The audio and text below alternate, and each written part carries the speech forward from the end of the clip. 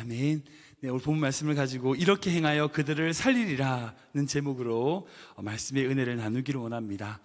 사랑하는 성도 여러분, 하나님의 섭리, 하나님의 계획, 하나님의 섭리는요 정말 오묘합니다. 그분의 지혜, 그분의 길, 우리가 다 알 수 없습니다. 우리가 가진 머리, 우리가 가진 생각으로는요 도저히 헤아릴 수 없는 것, 그것이 하나님의 섭리입니다. 우리 하나님은요 우리 인간이 도저히 이해할 수 없는 방법으로 역사하시고 일하시는 분이시라는 거예요. 그러기에 때론 하나님은 우리의 부족함과 우리의 어떤 잘못된 부분을 또한 사용하셔서 하나님의 뜻을 이루시는 분이 우리 하나님이시란 거예요. 그래서 이사야는 우리에게 이렇게 고백합니다. 이사야 말씀 읽겠습니다. 시작. 이는 하늘이 땅보다 높음 같이 내 길은 너희의 길보다 높으며 내 생각은 너희의 생각보다 높음이니라. 아멘. 아멘. 사랑하는 여러분, 만약 하나님의 수가 보인다면 어떻게 될까요?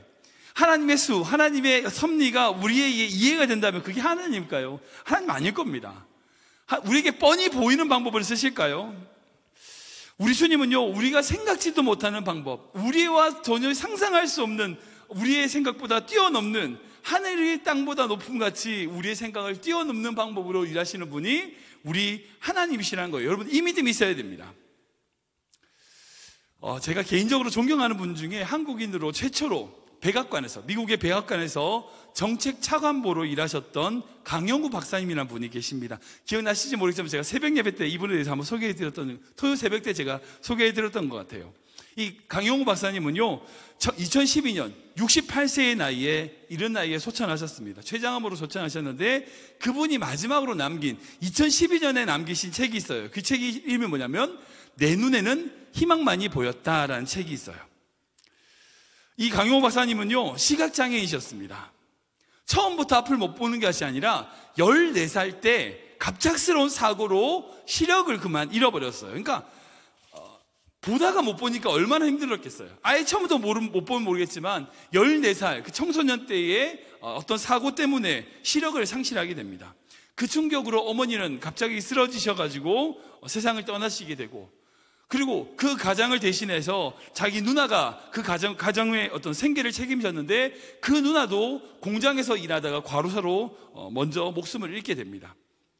그분의 책을 보면요, 전쟁에 휩쓸고 폐허가 된 나라에서 앞을 보지 못하는 고아가 살아남는가 하는 것은 기적이었다라고 이야기하고 있어요. 생각해 보십시오. 갑작스러운 사고로 앞을 보지 못하는 이 아이, 아무도 자기를 지켜주지 못하는, 가족이 다 일찍 떠나버린 이 아이, 주변에 아무런 도움을 줄 수 있는 사람이 없는 이 상황 속에 이 강용호 박사님, 이게 모두 저주가 아닐까요? 그게 저주가 아니면 뭘까요? 그런데 이분은 이 책에서 뭐라고 얘기하시냐면, 앞이 보이지 않는 그 저주와 같은 상황 속에서도 이 강 박사님은 자신의 눈에는 희망만이 보였다는 거예요. 이렇게 얘기하고 있어요. 앞이 안 보이는데 자기에게는 희망만 봤다는 거예요. 비록 육신의 눈으로는 아무것도 보이지 않았지만 자신이 그렇게 희망을 보일 수 있었던 그 이유에 대하여 이 책은 3가지를 소개하고 있는데, 첫 번째는 뭐냐면 믿음이란 거예요. 바로 하나님에 대한 믿음이에요. 이 강 목사님이 자기가 그렇게 하나님을 믿음으로 말미암아 새로운 길이 열렸다는 거예요. 하나님은 한쪽 문을 닫으시는 것 같지만 반드시 다른 쪽 문을 열어주시는 분이라는 거예요. 하나님의 인도하심이 있다는 거예요. 그래서 희망을 가지고 달려갈 수 있다는 거예요. 그래서 이 강 박사님이 뭐라고 얘기하냐면, 앞을 못 보는 게 장애가 아니라는 거예요. 진짜 장애는 믿음 없는 거라는 거예요. 진짜 장애는 앞을 보지 못하는 게 아니라 믿음이 없는 게 진짜 장애라는 거예요. 이분은 그렇게 얘기하세요. 두 번째, 그분이 희망을 볼 수 있었던 건 뭐냐면 사랑 때문이라는 거예요. 왜냐하면 그분이 앞을 보지 못함으로 말미암아 그를 찾아와서 도움을 줬던 수많은 사람들이 있었다는 거예요. 어떤 사람이 갑자기 찾아와서 학비를 대주고 여러 가지 모양으로 도와주고, 심지어 이제 그 사모님이 옆에서 도와주는 분이셨는데 결국 결혼하게 됐죠. 아무튼 자신이 그렇게 앞을 보지 못함으로 말미암아 자신 주위에 그렇게 도와주는 사람들을 하나님이 붙여주셨다는 거예요. 사랑을 주셨다는 거예요. 이분이 백악관에서 일할 수 있었던 이유도 사실은 그분이 장애인이기 때문이었어요. 앞을 보지 못하는 그 장애인 처지여서 그렇게 장애인들을 위한 어떤 복지를 해 나갈 수 있는 방법들을 알려주기 위해서 이분이 백악관에서 일하신 것을 보게 돼요. 그리고 3번째는 뭐냐? 감사라고 얘기해요. 감사. 이분의 책의 맨 마지막 장이 바로 축복받는 삶 감사합니다라는 제목이에요. 아무튼 이 책을 쓸 때에 이 강 박사님은요, 췌장암 말기셨어요. 암에 걸려 죽음에 앞둔 바로 그 상황이었어요. 그렇게 자기가 목숨을 다하여 죽는 바로 그 순간 앞에 자기의 인생을 회고하면서 이렇게 자기의 인생을 되돌아볼 수 있는 시간이 너무 감사하다. 감사가 넘치는 거예요. 제가 예전에 미디어 사역을 제가 한국에서 할 때 개인적으로 이 박사님을 2007년도에 만난 적이 있습니다. 저희 선교했던 담임 목사님하고 지인이셔가지고 그분하고 이제 인터뷰 때문에 제가 그분을 만나서 몇 시간 동안 교제하면서 대화를 나눴던 적이 있어요. 정말 앞을 보지 못하시는 분이고 되게 유명하신 분임에도 불구하고 되게 겸손하시고 따뜻하시고 그랬던 그 박사님의 모습이 제가 잊혀지지가 않습니다. 아무튼 이 강 박사님의 책을 보면요, 하나님의 섭리와 하나님의 일하심은요, 우리 인간으로 생각할 수 없는 방법이에요. 이분은 오히려 눈이 보이지 않음으로 더 많은 일을 하신 거죠. 솔직히 우리는요, 안 좋은 일을 만나거나 우리가 실수해서 어떤 기대한 결과를 가지지 못할 때, 그런 결과가 나오지 않을 때에 대부분 낙심하고 낙담하게 됩니다. 왜 그래 됐을까? 왜 그랬을까? 나는 왜 그랬을까? 왜 이런 일이 생겼을까? 상황을 탓하고요, 왜 이런 문제가 생겼는지 후회하면서 사는 모습이 바로 우리의 연약함입니다. 저도 마찬가지입니다. 물론 저도 마찬가지예요. 제가 했던 것들, 잘못한 결정들 후회하죠. 그래서 이런 상상들 해보시잖아요. 타임머신 발견되면 내가 그 나이로 돌아가서 그렇게 안 할 텐데 후회를 한다는 거죠. 분명히 우리는 다시 실수하지 않기 위하여 반성하고 되짚어서 점검은 해야 돼요. 그러나 뒤늦은 후회에 매여가지고 그런 잘못에 매여가지고 있어서는 안 된다는 거예요. 오늘 본문을 보면 이스라엘이 실수하는 장면이 등장합니다. 바로 이 기브온 족속과의 화친 언약을 맺는 사건입니다. 이 사건에 대해서 한 번씩 들어보셨을 거예요. 성경을 읽어보신 분들은 다 아실 겁니다. 이스라엘 백성들이 하나님께 기도하지 않고 가나안 족속을 살려줬다는 이야기예요. 지금까지 우리가 총 10번에 걸쳐서 여호수아의 말씀을 쭉 나눴습니다. 하나님이 여호수아를 부르셔가지고 이스라엘 지도자를 삼으시는 이야기, 그리고 그 여호수아가 요단강을 건너는 이야기, 그리고 이스라엘 백성들을 할례를 시키고 그 정말 난공불락의 막강한 성이었던 여리고를 무너뜨린 이야기, 그리고 그 이후에 한 번은 실패하긴 했지만 아이성을 무찌른 정복하는 그런 놀라운 이야기들을 우리는 쭉 이어져 나오고 있습니다. 그런 놀라운 기적들이 이스라엘 백성들뿐 아니라 그 땅에 살고 있던 가나안 족속들에게 전해졌어요. 그리고 그 소식에 반응하여 이스라엘과 화치를 맺기 위하여 꾀를 내어 거짓말을 하고 구원을 받은 족속이 바로 이 기브온 족속입니다. 그 기브온 족속이 화치를 요구했을 때에 이스라엘 백성들이 실수하죠. 뭐예요? 기도하지 않은 거예요. 실수예요. 분명히 실수입니다. 명백한 실수예요. 어떤 실수냐? 기도하지 않는 거예요. 기브온 족속을 살려주는 실수가 아니라 하나님께 묻지 않은 것이 실수한 거예요. 이스라엘 백성들이 실수를 했는데 그 실수는 뭐냐? 명확하게 말씀드리면 기브온 족속을 살린 것이 실수가 아니라 그 중요한 사건을 하나님께 묻지 않는 것이 실수라는 거예요. 근데 중요한 건 그 실수를 통하여 하나님이 어떻게 하시나? 놀라운 일을 행하셨다는 거예요.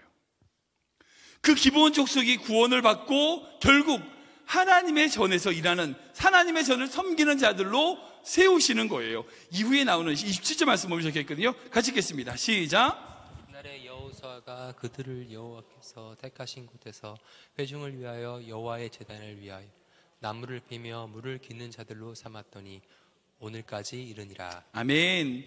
그 기브온 족속이 이스라엘 백성과 머물면서 그들이 무엇을 위해서? 그 온 회중과 하나님의 성전에서 나무를 베며 물을 깃는 그 섬기는 일을 감당했다는 거예요.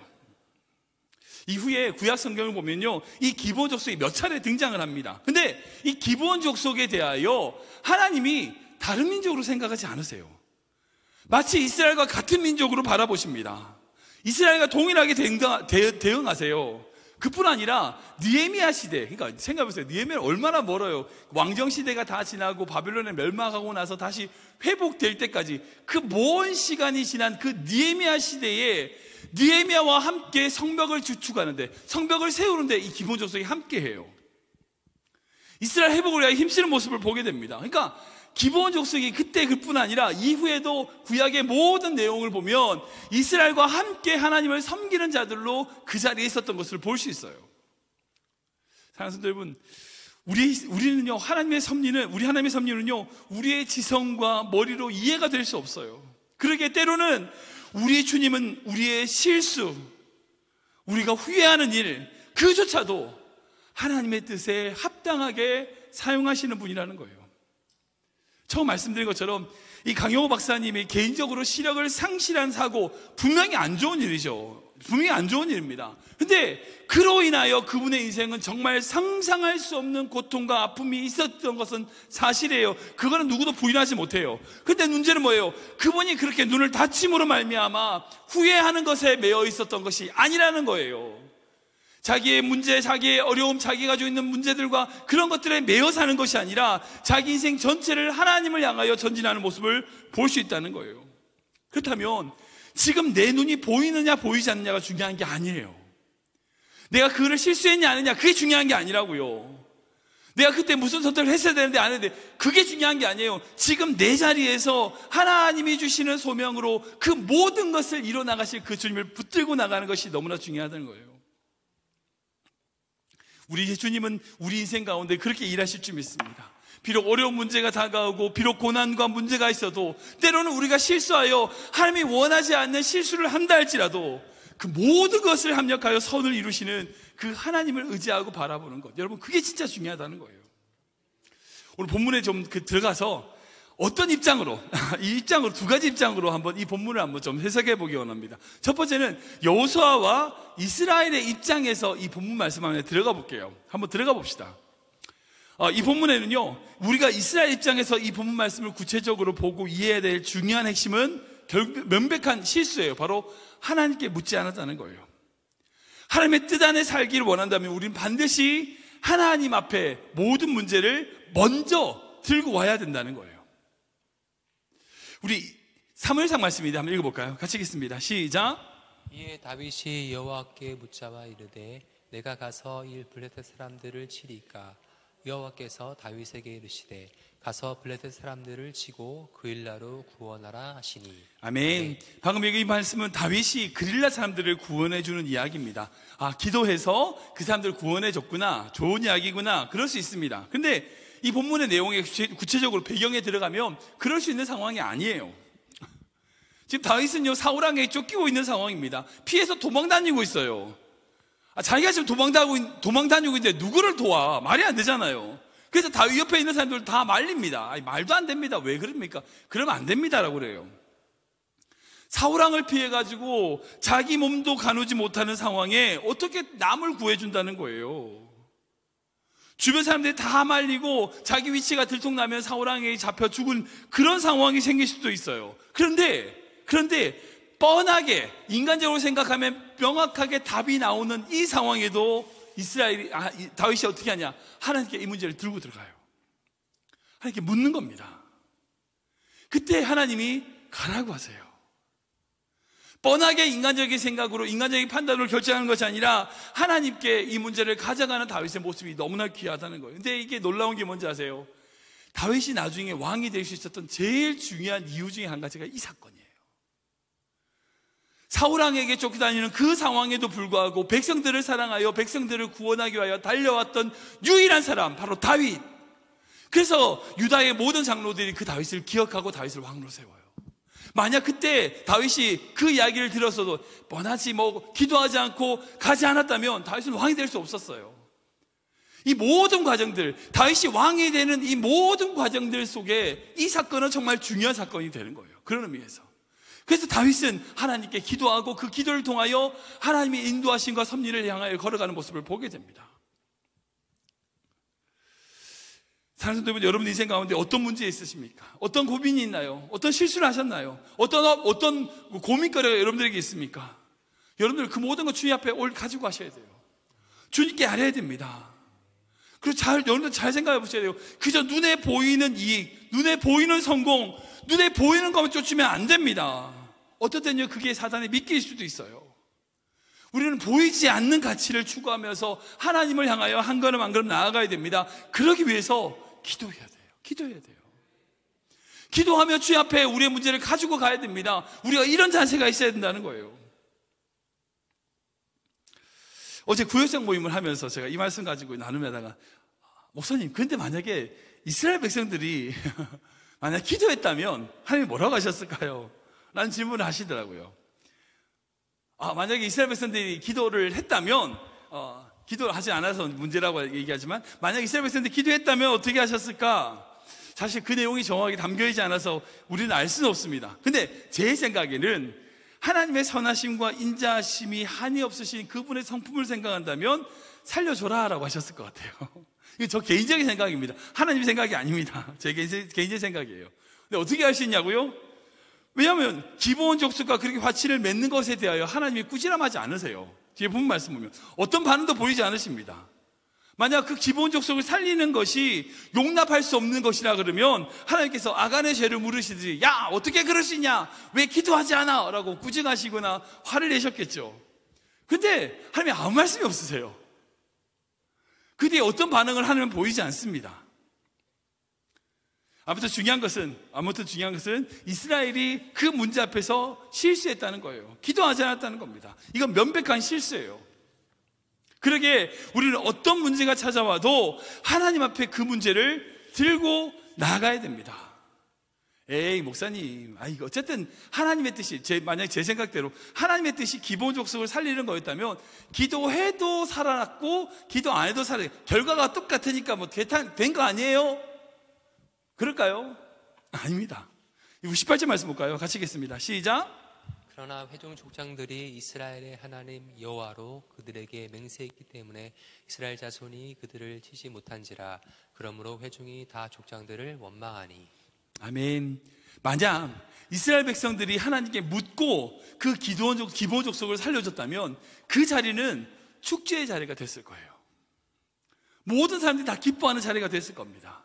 근데 기도하지 않고 그렇게 행함으로 말미암아 어떻게 돼요? 서로 원망하는 모습을 보게 돼요. 서로의 관계가 어려워지는 모습을 보게 됩니다. 그런 일이 없었을 거예요. 만약 기도했다면. 동일한 결과를 할지라도 주님의 뜻에 따라서 주님이 원하시는 대로 기도하면서 나아갔다면 그 속에 얼마나 기쁨과 환희와 확신이 놀라운 결과가 주어졌을 거냐는 거죠. 결과가 똑같으니까 된 거야. 그렇지 않아요. 하나님이 주시는 그 결과를 똑같이 누린다 할지라도 정말 하나님이 원하시는 기쁨으로 그걸 누려야 될 거 아니에요. 어떤 상황에도요, 먼저 묻고 내 뜻과 내 생각을 내려놓고 주님의 인도하심을 받아야 됩니다. 그리고 우리가 걸어가는 길은요, 바로 하나님이 원하시는 것을 따르기 위하여 날마다 우리가 걸어갑니다. 주님께 간구하고 나아가는 우리 귀한 성도 되시길 주님 축원합니다.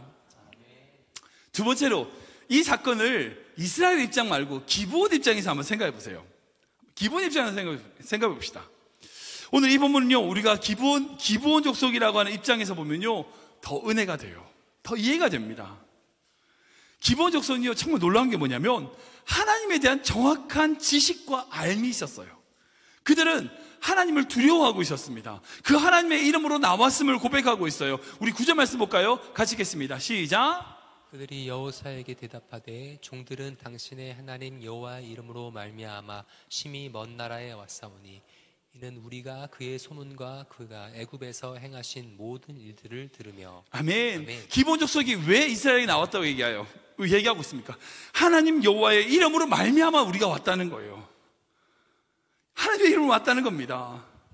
그리고 이 모든 상황이 다 들켰어. 이 자기들이 꾀를 내서 거짓말한 게 들켰어. 근데 그 상황이 들켰을 때 그들이 어떻게 변명하느냐? 24절 말씀 볼까요? 같이 읽겠습니다. 시작. 그들이 여호수아에게 대답하여 이르되 당신의 하나님 여호와께서 그의 종 모세에게 명령하사 이 땅을 다 당신에게 주시고 이 땅의 모든 주민을 당신들 앞에서 멸하라 하신 것이 당신의 종들에게 분명히 들리므로 당신들로 말미암아 우리의 목숨을 잃을까 심히 두려워하여 이같이 하였나이다. 아멘. 정말 대단한 믿음의 고백 아니에요? 정말 하나님의 능력을 믿었어. 진짜 믿었어. 정말 하나님이 이 땅을 당신들에게 준 것 또한 믿었어. 그 약속을 알고 있다는 거예요. 그래서 두려운 마음으로 우리가 살려고 이렇게 한 겁니다 라는 거예요. 자기가 살아남기 위하여 정말 온 회중을 위하여 그렇게 행했다는 거예요. 여러분, 이건요 정말 대단한 믿음의 고백이에요. 이들은요, 이 기브온 족속은요, 하나님이 어떤 분인지 정확하게 알고 있었어요. 그리고 그 하나님께 구원받는 방법이 자신들 생각에는 이거밖에 없을 것 같다고 해서 그 방법으로 나온 거예요. 그리고 결국 살아남아서 어떻게 됐습니까? 표현을 보자면 저주를 받아가지고 온 회중과 성전을 위하여 나무를 패며 물을 깃는 자가 되었다라고 주님의 전에서 일하게 되었다라고 얘기하고 있어요. 근데 저는 이게 저주라고 생각이 안 들어요. 축복이라고 생각이 듭니다.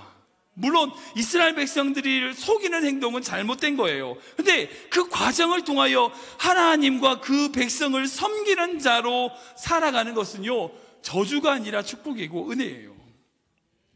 저는 멸망당하는 그 기브온 족속이 우리의 모습이라는 생각이 들어요. 굳이 따지면 바로 그렇잖아요. 우리가 이스라엘이 아니죠. 우리가 백성이 아닙니다. 우리가 기브온 족속입니다. 우리도 똑같이 죄로 말미암아 멸망해야 되는 자예요. 멸망해야 되는 자예요.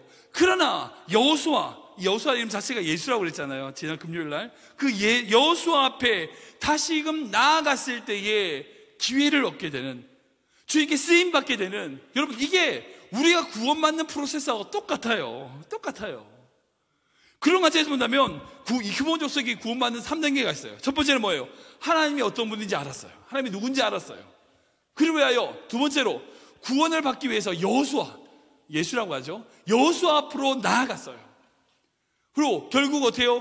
받은 구원에 감사해서 섬기는 자, 나무를 패고 물을 깃는다고 표현하지만 어쨌든 하나님의 성전을 섬기는 자로 살아가게 돼요.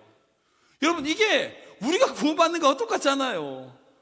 어떤 분이 소개했든 간에 우리가 하나님을 알고 주님 앞에 나왔어요. 예수 그리스도 앞에 나아갑니다. 그러면 우리를 통하여 하나님이 쓰임받는 인생으로 살아가게 하시는 거예요. 여러분, 이게 우리가 구원받는 모습과 똑같은 거예요. 그러니까 이 여호수아 9장의 이야기는요, 이스라엘의 입장에서 이 말씀을 읽으시면 안 되고 기브온 입장에서 이 말씀을 읽으셔야 돼요.